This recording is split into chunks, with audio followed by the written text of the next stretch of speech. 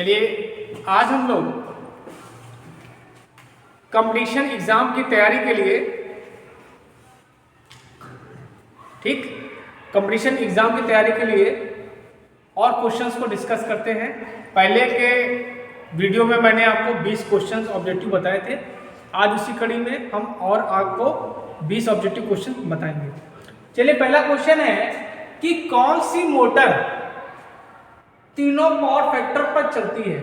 Induction motor, synchronous motor और DC motor. तो बच्चों इसमें आंसर क्या होगा आपका? Synchronous motor.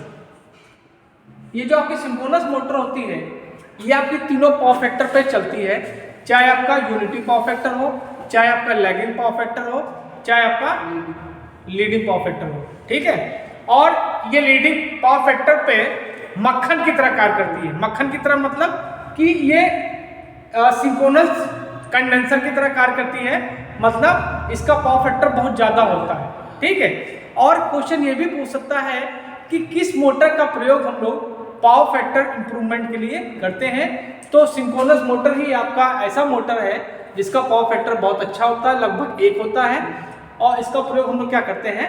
Power factor improvement के लिए करते हैं। चलिए अगला क्वेश्चन देखते हैं। पेयर रेजिस्टिव सर्किट में cos फाई का मान होगा। यहाँ पे आपको पूछ रहा है कि मान लीजिए कोई रेजिस्टेंस है, आपका ये सर्किट है, रेजिस्टिव है, इसको हमने एसी सप्लाई दे दी, तो ये आपका रेजिस्टिव सर्किट है। तो अब इसमें पूछ रहा है कि आपका जो पावर फैक्टर cos फाई है उसका मान क्या होगा? 1 होगा, क्या होगा? 2 होगा, 0 होगा, इनफाइनाइट होगा। तो रेजिस्टिव जब सर्किट होता है आपका, तो उस कंडीशन में जो आपका पावर फैक्टर होता है उसकी वैल्यू क्या होती है? 1 होती है। ठीक है, चलिए अगला क्वेश्चन देखते हैं। किसकी संरचना अल्टरनेटर के समान होती है? ठीक, ये क्वेश्चन कंपटीशन में पूछा गया है। इंडक्शन मोटर की, सिंक्रोनस मोटर की, डीसी मोटर की, ऑल। तो बच्चों जो आपका अल्टरनेटर होता है उसकी संरचना आपकी सिंक्रोनस मोटर के समान होती है। ठीक है, चलिए अगला क्वेश्चन देखते हैं। लेथ मशीन में बहुत इंपॉर्टेंट क्वेश्चन है ये भी क्वेश्चन आपका पूछा गया है। लेथ मशीन में कौन सी मोटर यूज करते हैं? शंट मोटर, सीरीज मोटर, दोनों, मतलब ये दोनों, और कंपाउंड मोटर। तो बच्चों आपका लेथ मशीन में हम लोग शंट मोटर का प्रयोग करते हैं। ठीक है, सीरीज मोटर का प्रयोग एज अ बूस्टर यूज करते हैं हम लोग, एज अ बूस्टर की तरह इसका प्रयोग करते हैं। कहाँ? ट्रांसमिशन लाइन में। ठीक है, नहीं, सीरीज मोटर का प्रयोग, सीरीज मोटर का हम लोग ट्रैक्शन में करते हैं। कहाँ करते हैं? ट्रैक्शन में करते हैं हम लोग। ठीक, ट्रैक्शन में या लोकोमोटिव में। ठीक है, अगर यहाँ पे सीरीज जनरेटर होता तो वहां पे हम लोग बूस्टर की तरह इसका प्रयोग करते हैं ट्रांसमिशन लाइन में। ठीक है, और कंपाउंड मोटर का प्रयोग हम लोग कहाँ करते हैं? कंपाउंड मोटर का प्रयोग हम लोग कहाँ करते हैं? शेड्स में करते हैं। शेड्स में हम लोग इसका प्रयोग करते हैं।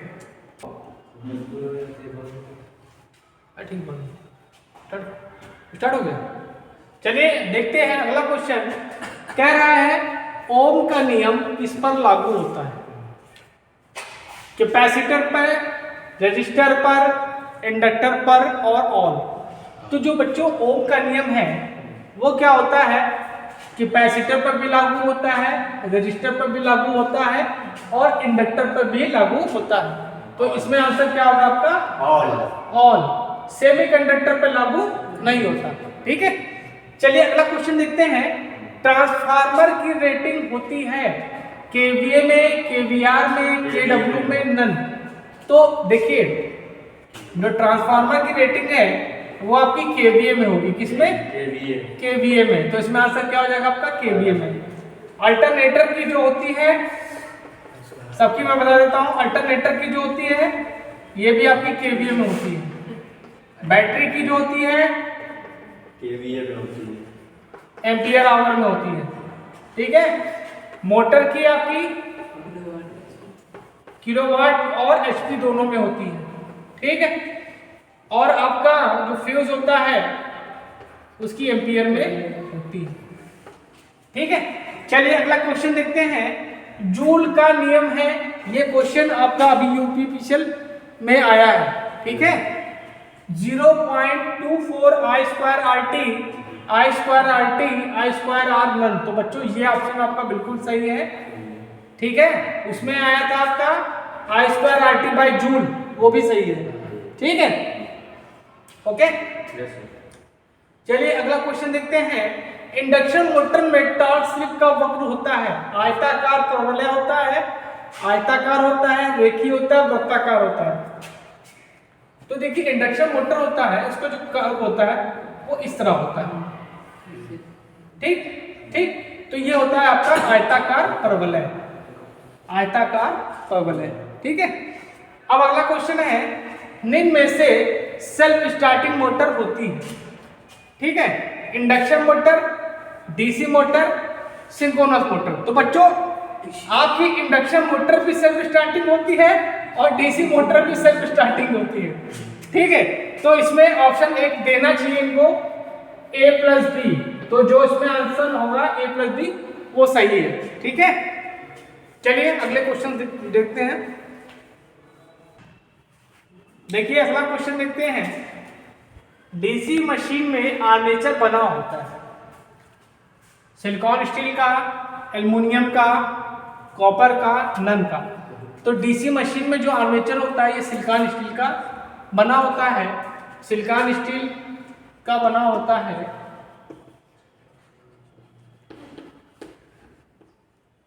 ठीक, और इनकी जो मोटाई होती है पत्तियों की वो क्या होती है, 0.35 mm से 0.50 mm। क्या करते हैं, इनको लैमिनेट करते हैं। क्या करते हैं, लैमिनेटेड होते हैं किससे, eddy current to reduce eddy current loss, to reduce eddy current loss. ठीक, चलिए अगला क्वेश्चन देखते हैं। डीसी मशीन में कम्यूटेटर किसका बना होता है, हार्ड रॉक कॉपर का बना होता है, एल्युमिनियम का, कॉपर का और नन का। तो जो आपका कम्यूटेटर होता है ये इसका बना होता है, हार्ड रॉक कॉपर का बना होता है। ठीक, अगला क्वेश्चन, निम्न में से अल्फा तथा बीटा का संबंध होता है। बीटा बराबर alpha by 1 minus alpha, alpha is equal to beta upon 1 minus beta, alpha beta equal to 1 naught. तो बच्चों ये आपका पहला ऑप्शन बिल्कुल सही है। चलिए अगला क्वेश्चन देखते हैं। इस ऑप्शन में बच्चे बहुत से कंफ्यूज हो जाएंगे। नहीं हो गए, चलो अच्छा देखते हैं। कंडक्टेंस का मात्रक होता है, महो होता है, साइमन होता है, ओम होता है, ओम मीटर होता है, ए प्लस बी, दोनों सही है। तो ये आपका दोनों सही, ये भी आपका मात्रक होता है और ये भी आपका मात्रक होता है। तो ये आपका ऑप्शन बिल्कुल सही है। बच्चे वहां कंफ्यूज नहीं होते, मन लगा के पढ़े। ट्रांसफार्मर की दक्षता होती है 90%, 98%, 80%, 50%। तो ये आपका आंसर बिल्कुल सही है, 98%। ठीक, चलिए अगला क्वेश्चन देखते हैं। आर्मेचर में प्रेरित ईएमएफ होता है, एसी होता है, डीसी होता है, ए प्लस बी नन। तो आपका जो डीसी मशीन में आर्मेचर में ईएमएफ जो प्रेरित होता है वो हमेशा एसी होता है। क्या होता है, एसी होता है, जिसको हम लोग कम्यूटेटर की सहायता से एसी से डीसी कन्वर्ट करते हैं। इसमें जनरेटर में, और डीसी को एसी में मोटर में करते हैं। ठीक है, ये आप लोगों को पता होना चाहिए।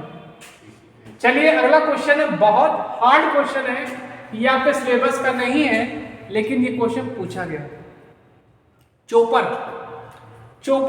का कार्य क्या है। चॉपर क्या करता है, डीसी को डीसी में कन्वर्ट करता है, डीसी को एसी में, एसी को एसी में नन। तो जो आपका चॉपर होता है ये डीसी को डीसी में कन्वर्ट करता है, डीसी को डीसी में कन्वर्ट करता है। अगला क्वेश्चन है, डीसी जनरेटर को कहा जाता है कन्वर्टर, रोटेटिंग एम्पलीफायर, रेक्टिफायर। तो जो आपका डीसी जनरेटर होता है इसको हम लोग रोटेटिंग एम्पलीफायर भी कहते हैं। चलिए अगला क्वेश्चन देखते हैं। कम्यूटेटर को भी कहा जाता है, तो भैया हर किसी के अलग अलग नाम भी हैं। क्या क्या कहते हैं? Pet name. ठीक, तो कन्वर्टर कहते हैं, मैकेनिकल रेक्टिफायर कहते हैं, एम्पलीफायर कहते हैं। तो इसको हम लोग क्या करते हैं? मैकेनिकल रेक्टिफायर भी कहते हैं। चलिए अगला क्वेश्चन है। ये कहां से क्वेश्चन लिख के आए हो गौरव? सब लिख दिए हो तुम उठा के। बैक ईएमएफ को भी कहा जाता है counter EMF, mechanical EMF, amplifier. तो जो आपका बैक ईएमएफ होता है इसको हम लोग काउंटर ईएमएफ भी करते हैं, और ये गवर्नर का भी कार्य करता है। किसका? गवर्नर। गवर्नर कौन है अपने यहाँ? तो आज हमने आपको 18 ऑब्जेक्टिव क्वेश्चन कंपटीशन एग्जाम के लिए बताए हैं। इन क्वेश्चंस को कोशिश करिएगा अपने नोट्स में लिख लीजिए, ठीक है। और प्लीज मेरे चैनल को लाइक करिए, शेयर करिए, सब्सक्राइब करिए, जिससे आप लोग मेहनत से पढ़ सकें। Thank you.